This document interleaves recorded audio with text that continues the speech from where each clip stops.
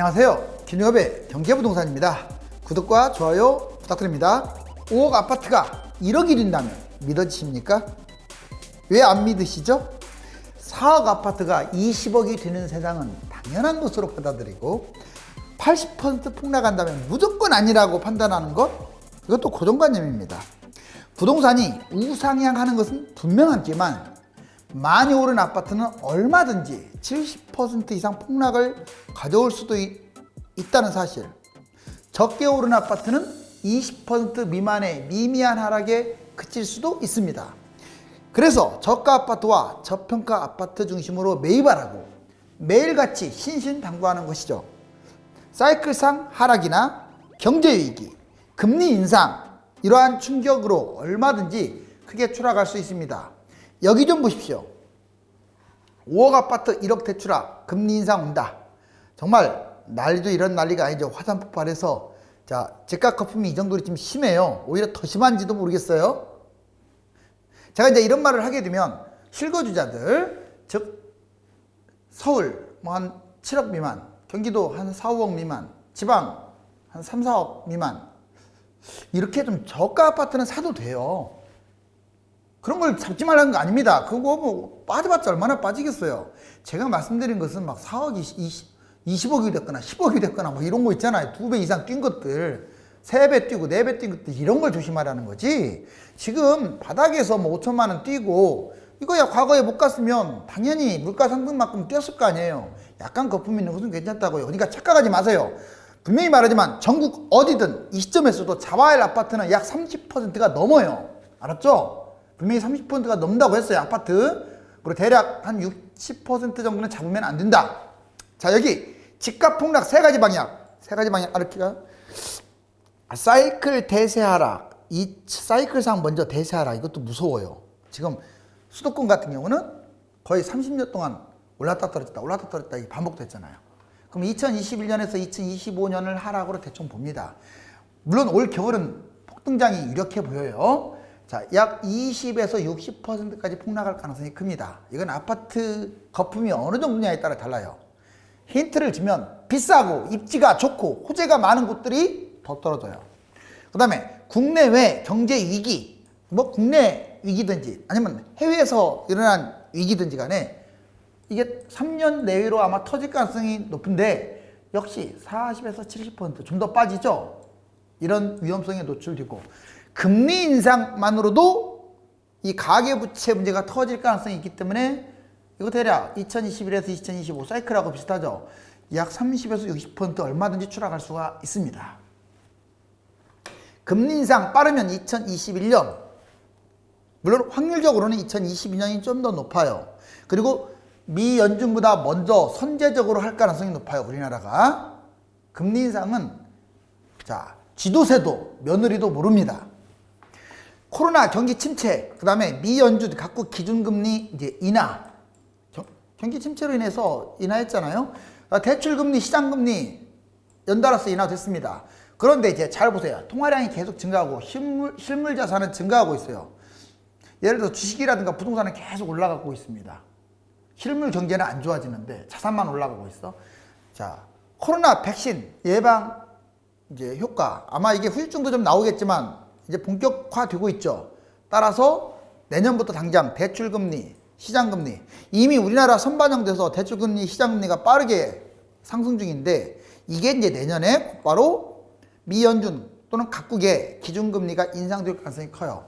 우리나라가 미 연준보다 선제적으로 인상될 가능성이 좀 더 높습니다. 아무튼 이 네모박스 이제 얼마 안 남았어요. 현재 단계가 여기야, 여기.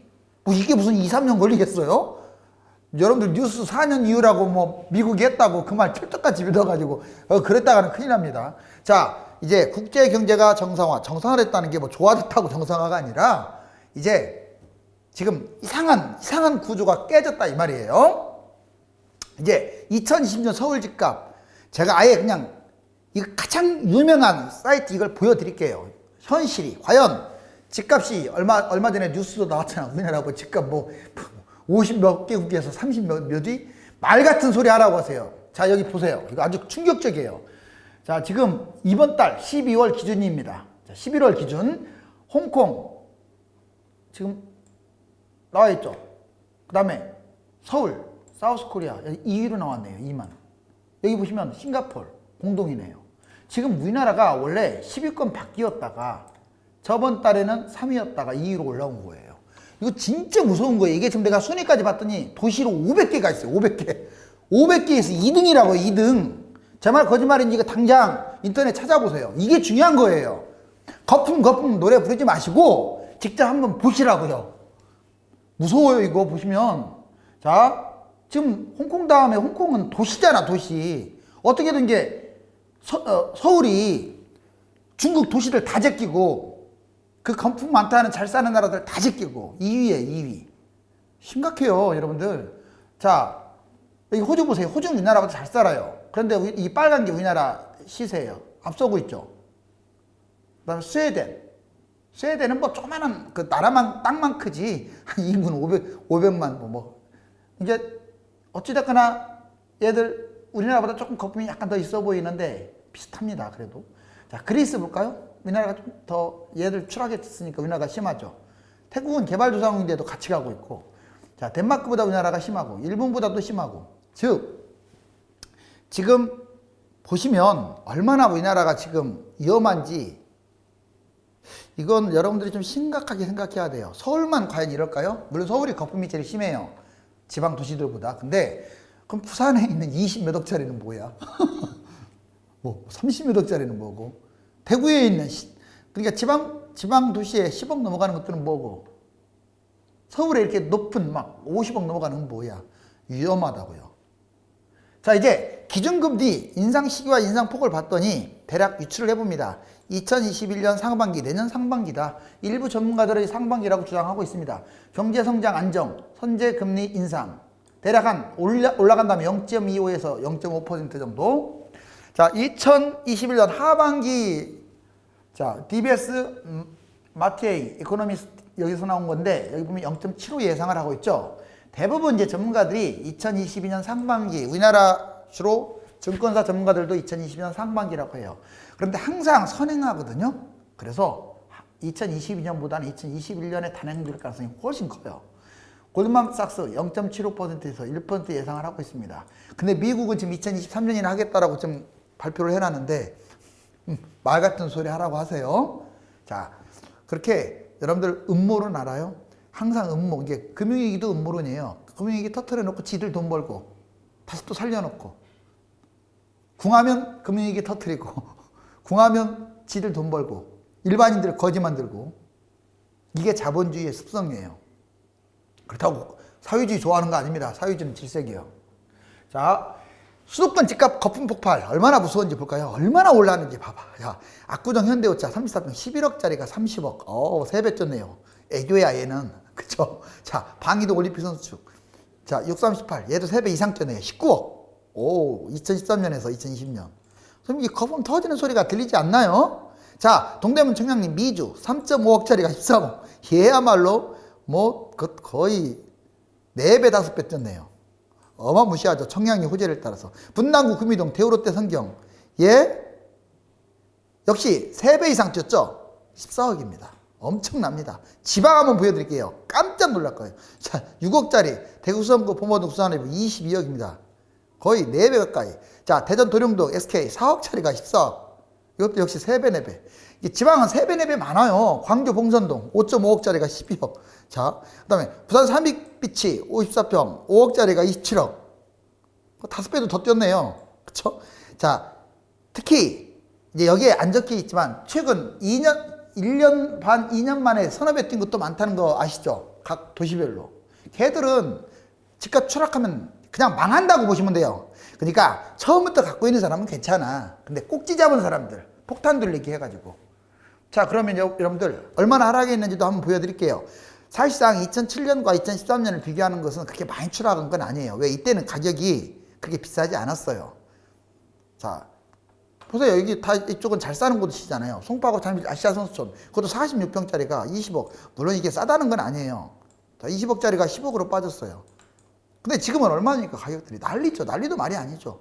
이제 앞으로 얼마나 빠질지 끔찍하겠죠. 하락장 오면. 강남구 개포동 개포중 7단지 34평 15억이 7억. 뭐 반토막 다 이상이잖아요. 서현 한양 아파트 49평 14억이 6.2억, 뭐 반토막 정도가 아니라 거의 60% 빠졌네요. 근데 무슨 뭐 이제 노골적인 금융위기 터져버리면 많이 오른 것들은 진짜 위험하다는 징조예요. 이것은 물론 다시 말합니다. 여러분들이 뭐 3억짜리, 2억짜리, 4억짜리 이런 거 잡는 거 갖고 막 벌벌벌 떨지 마세요. 물론 그것도 반토막 나는 것도 있어. 너무 많이 뛴 것들은. 그렇지만 이렇게 봐가지고 내가 모두 실거주 그리고 큰 무리 없이 잡는 그 저가 아파트들은요 괜찮아요. 제가 말한 것은 이 비싼 것들이 문제라는 거야. 그것도 많이 뛴 거. 지방 집값 폭락 사례. 저가 아파트 괜찮으니까 지금도 잡으시라고요. 겨울에 더 뛴다고 제가 하잖아요. 알았어요? 이랬다 저랬다 한다고 하지 마세요. 저가 저평가는 괜찮다고. 제가 말하는 것은 웬만한 좀 대부분 아파트, 비싼 아파트가 문제라는 거예요. 여기 보시면 여기 부산, 울산, 경남 옛날에 부울경이라고 했는데 보시면 15년까지는 다 올라갔다고 했잖아요. 올라갔다가 이게 쭉 빠진 거 보세요. 빠졌다가 2020년에 와갖고 이렇게 날아가고 있는데 이제 여기는 안 나와 있지만 이렇게 추락한다 이거예요. 그리고 광주 아파트, 자 봉성동 거기 여기 5억 7천짜리가 11억, 6억으로 빠졌네요. 거의 11억짜리가 뭐 5억 이상 빠졌으면 말도 안 거 아니에요? 지방도 이렇게까지 크게 추락을 하고요. 부동산 폭락 때 여러분들 대출을 많이 받거나 갭 투자 왜 망하는지 간단하게 얘기할게. 가계대출 지금 10억짜리를 사는데 뭐 신용대출까지 해가지고 잡아온 거면 4억밖에 안 되면서 대출 6억을 꼈다 이런 사람들 많아요 지금. 특히 30대 자기 연봉만 믿고. 그러면 잘 보세요. 집값 10억짜리는 6억은 코스야 코스.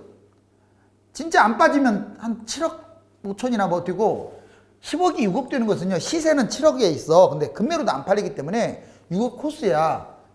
그런데 문제는 4억이나 손실 봐가지고 자본금이 없어요. 미치고 팔짝뛸 노리시겠죠. 이게 지금 특정 아파트가 이런 게 아니에요. 보통 코스가 이런 거예요. 그러니까 이렇게 대출을 많이 낀 사람들은 난리 납니다. 금리 인상, 경매 위험. 직장 혹시라도 잘리면 경매 위험. 금융위기 터지면 경매 위험. 그 다음에 갭 투자. 갭 투자는 안전하다고요? 대출 안 갚아도 되니까 잘 보세요. 자, 집값 10억입니다. 자본금 4억이야. 자, 전세가 6억이야. 4억 가지고 10억짜리 산 거야. 근데 집값 6억으로 떨어지면 자기 전세가 다 날라갔어. 제로야. 그러면 전세도 떨어지는 거예요, 여러분들. 그럼 전세 내줘야 하는데 다른 사람이 전세로 안 와. 오면 와도 떨어졌을 거 아니에요, 전세값이. 돈이 없는 거야. 그래가지고 경매당하는데 신용불량자 되고 평생 이런 분들 많습니다. 옛날에 하우스푸어란 말 들어봤죠? 그게 한두 명이 아니에요. 몇만 명, 몇십만 명이었어요, 하우스푸어가. 여러분들. 혹시라도 직장 변동, 경매 위험, 전세가 하락, 경매 위험, 금융위기, 경매 위험. 제가 이걸 보여드리는 까닭은 이게 비싼 아파트를 영끌해서 무리하게 잡지 마라. 그게 오늘 방송 중요하잖아요. 뭐 심오한 철학이 있지 않아도. 자, 이제 국채금리 급등. 왜 국채금리가 급등하고 있고, 그 다음에 뭐 대출금리, 시장금리가 이렇게 올라갈까? 그러면 이제 기준금리가 올라간다는 건데, 자, 보자고. 경기 회복 전망, 생산 소비 투자가 증가하고 있고요. 불확실성 대폭 감소하면서 수요는 증가하고 심리가 지금 회복되고 있어요. 그러니까 불확실성이 감소되고 오히려 시장 상황이 좋다는 것은 뭐 경기가 아주 좋아진다는 뜻이 아니라 그 예전에 코로나로 인한 한 치 앞도 못 보는 그 안개 상황이 안개가 걷혔다 이 말이에요. 그러니까 금리가 올라갈 수 있다는 거예요. 끝까지 놔놔버리면 여러분 인플레이로 아주 문제가 생깁니다. 물가 상승까지.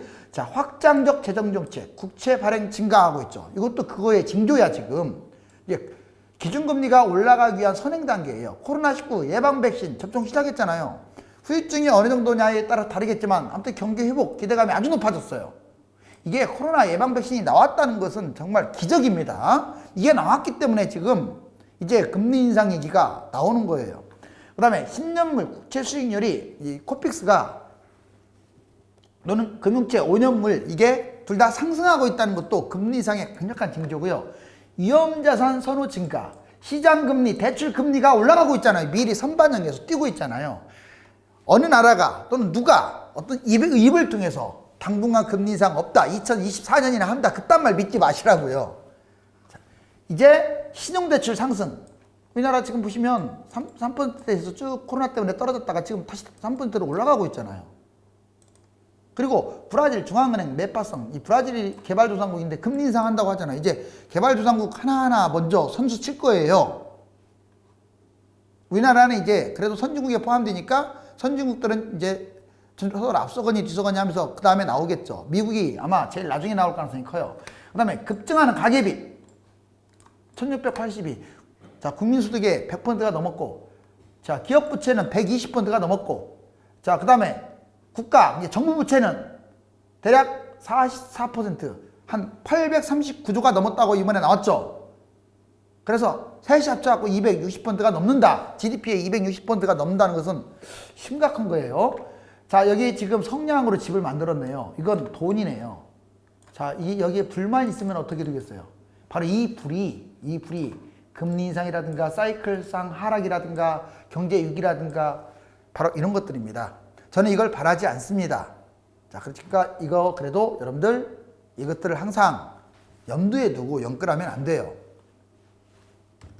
5억이 1억 된다거나 50%가 하락한다는 것은 숫자보다도 그만큼 집값 거품이 심하여 위험하다는 반증입니다.